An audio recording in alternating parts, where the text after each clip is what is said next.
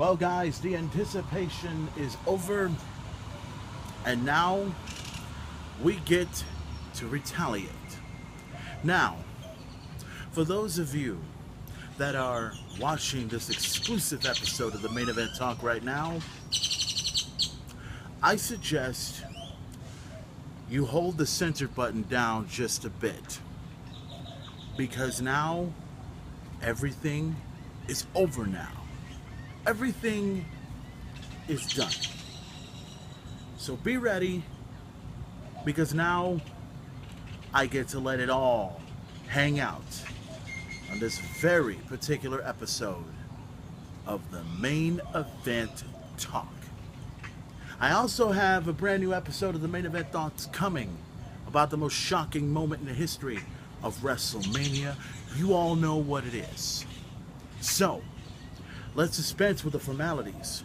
Welcome to a brand new episode of the Main Event Talk. This is the WrestleMania edition. This is the night after WrestleMania.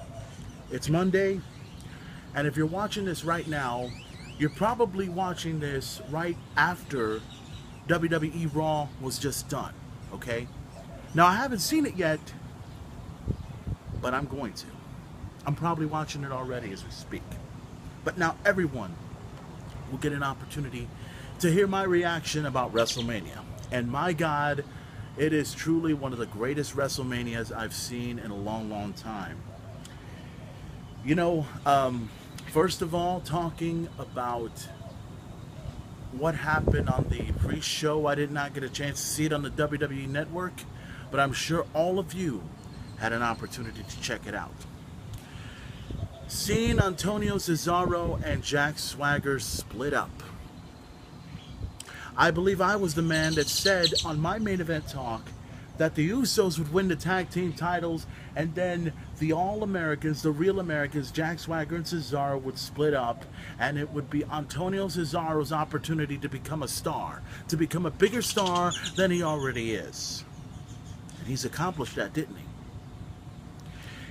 He didn't get the tag team titles, but he did go to the Andre the Giant Memorial Battle Royal.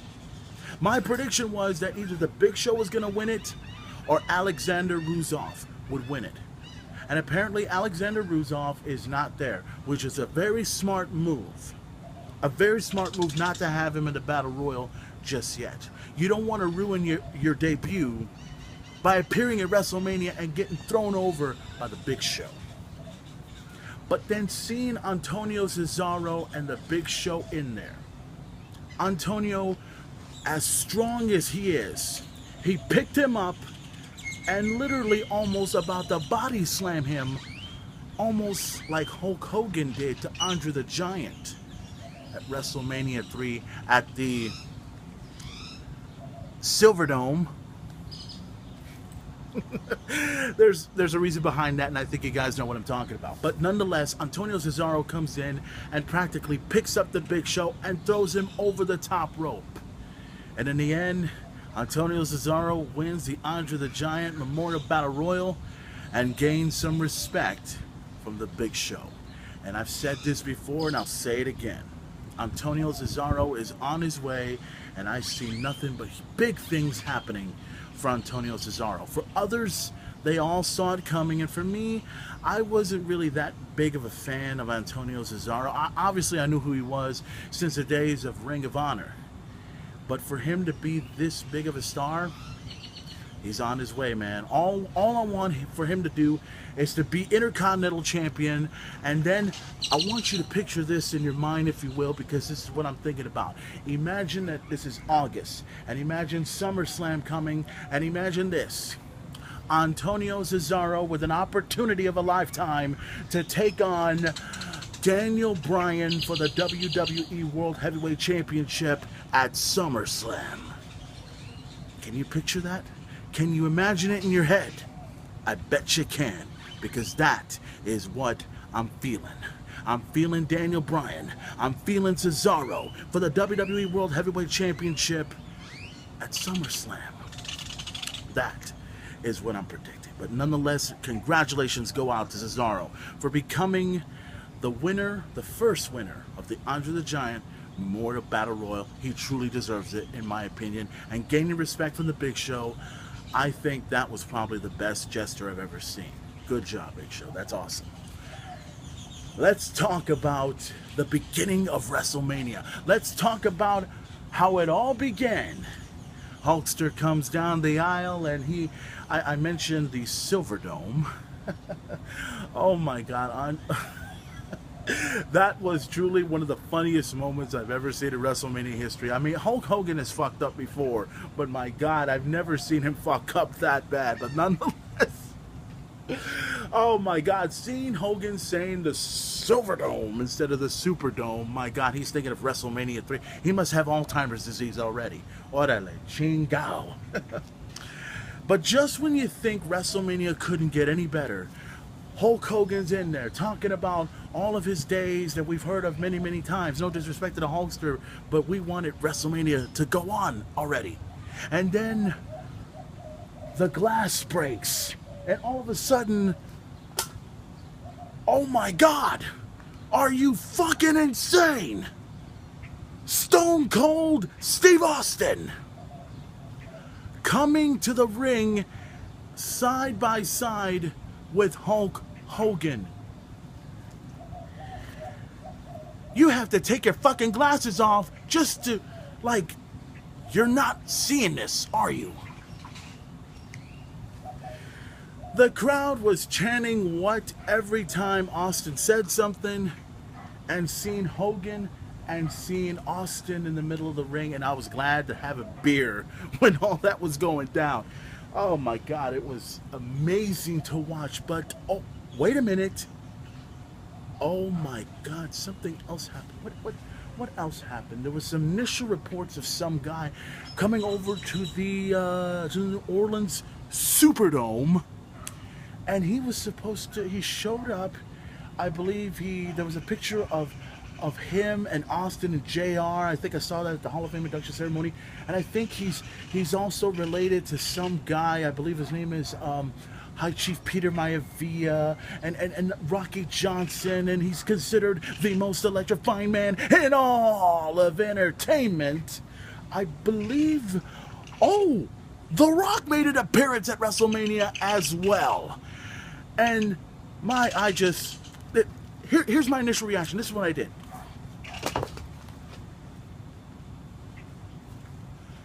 That's exactly what I did. No fucking joke. Excuse me, let me pick my hat up. I look terrible without my hat on. But anyways, that was the initial reaction. Try to get my glasses too. When I saw The Rock in the middle of the ring. How do I look? Just fine, okay. I look like shit, god damn it. Makeup, god damn it, makeup. But anyways, seeing The Rock, seeing Austin, and seeing Hogan in the same ring together, my God, my blood was pumping.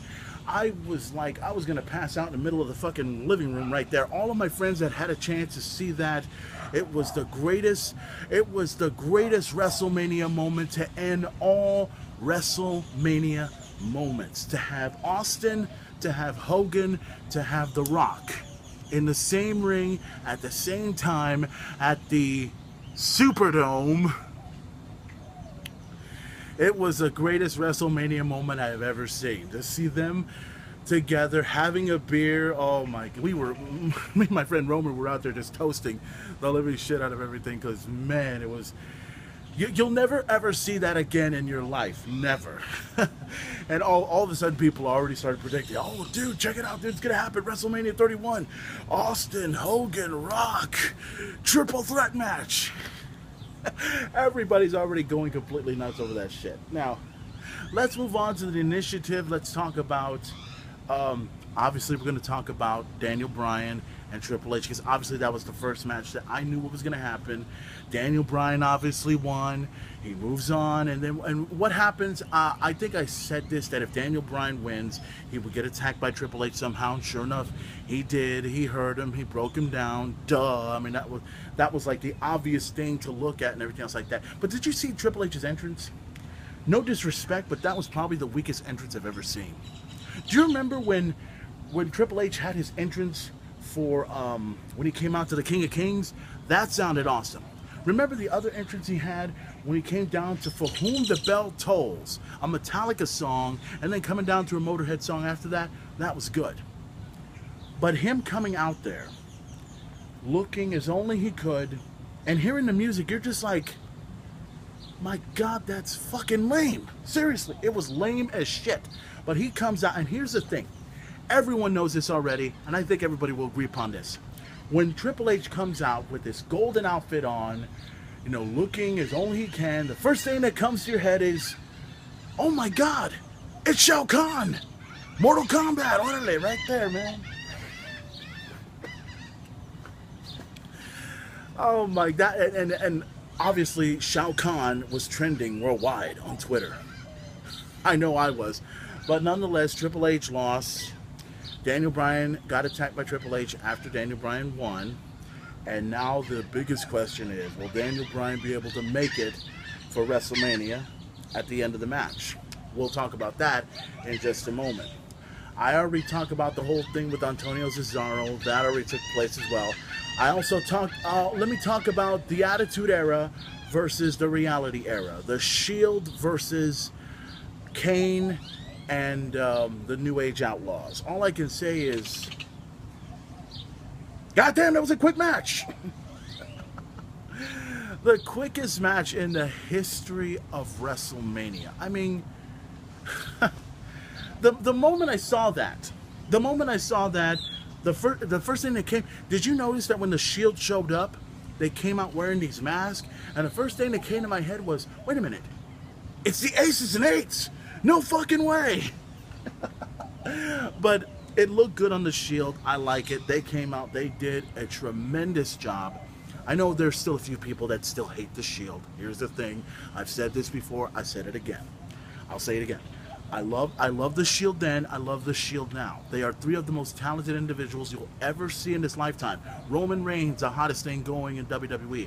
Seth Rollins, the architect of the Shield.